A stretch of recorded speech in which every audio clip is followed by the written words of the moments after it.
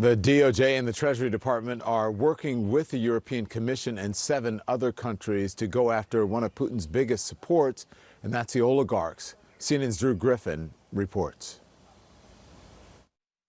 On the shore of the Black Sea, it can only be described as a palace, 190,000 square feet. From the air, you can see the church, tea house, and amphitheater, and reportedly an underground hockey rink, with a no-fly zone and a no-boat zone.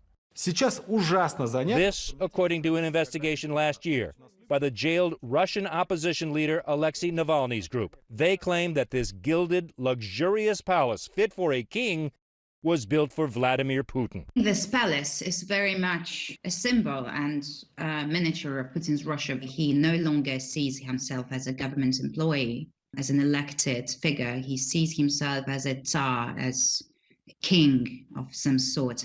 And a Russian Tsar, of course, deserves a palace. CNN can't independently verify Putin's connection to the palace, and Putin's spokesman denies the Russian leader owns it or any palace. Maria Pevchik from Navalny's Anti-Corruption Foundation says they have proof that their sources and documents all point to the palace as an example of how the oligarchs corruptly enrich Russia's president. It has been paid by Russian oligarchs, by Russian state-owned companies. Money from Russian people, from regular people, was stolen and diverted into building this horrendous thing on the Black Sea. According to the investigation and a whistleblower who came forward, the money for the palace came from a Russian investment fund company that solicited charity donations from the Russian oligarchs. There are these rumors about Putin being the richest man in the world, and he may be. It's very, very hard to try to understand what his wealth is and where it's held. Rumored to be worth more than $100 billion officially, Putin claims an 800-square-foot apartment, a few cars, and a modest salary in 2020, valued at about $140,000. But his official income is irrelevant. Russia watchers say Putin controls Russia by determining who gets money and who doesn't, who gets to run business, who skims profit, and how the wealth is passed. He doesn't need any assets listed in his name, says journalist Tom Burgess. It's all his when he asks. It's closer to something like The Godfather. But ultimately, they owe everything they have to the boss. And with a click of a fingers, as he has shown in the past, Putin can take everything from an oligarch. However rich and however influential they may seem, they are ultimately dependent on him. Fight the system, interfere in politics, and face his wrath. Exiled Russian oligarch Mikhail Khodorkovsky, who was convicted of tax evasion and fraud, spent 10 years in a Russian prison, he says, for not playing Putin's game. He claims Putin is paranoid, dangerous, and must be stopped. All the accounts of all the oligarchs who function as Putin's wallet must be stopped. They must all feel the pain right now, and it must continue until the war ends. Newly imposed sanctions from the West have now made it hard for many of the Russian billionaires to do business outside of Russia. Yachts, bank accounts, frozen. Inside Russia, the economy shows signs of crumbling. But chipping away at Putin's brutal hold on power through economics will take time. And from his actions, observers believe Putin's strategy is far beyond personal riches. He wants to rebuild Russia as a great power. And you almost have to go back to the Tsarist days to understand that. Just look at the gates of Putin's purported palace, a golden two-headed crowned eagle, a symbol of Russia, similar to the two-headed crowned eagle that is atop the gates of the Winter Palace that belonged to Russia's last Tsar. Don, the fact is, financially getting to Vladimir Putin may be impossible, and even getting to his oligarchs through these seizures and sanctions is tremendously difficult. They have gone to great lengths to hide their assets behind multiple shell companies safely in Western countries like the United States. One expert telling CNN there is literally no paper trail. Don? All right, Drew Griffin, thank you very much. I'm going to bring in now CNN's global affairs analyst, Susan Glasser. Susan, hello to you. Wow, stunning. This level of wealth is really staggering here. Has Putin made himself a czar?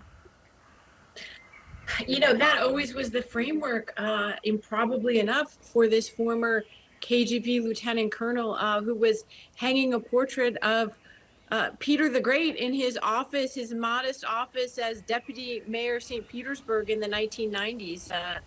Grew up in the sort of post-war Leningrad with the crumbling palaces of the czars around him, and now you see the grotesque, enormous wealth that Navalny investigation from last year cited in the report.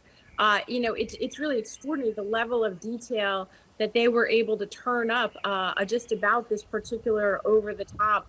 Gotcha is a crazy word for something so big and grotesque.